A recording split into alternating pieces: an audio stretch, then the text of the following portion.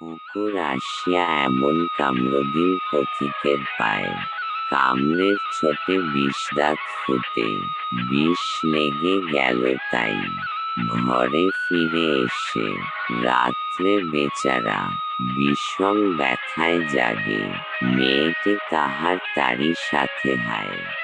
বাপেরে সে বলে ভৎসনা ছলে, কপালে রাখিয়া হাত, তুমি কেন বাবা ছেড়ে দিলে তারে, তোমার কি নাই দাঁত?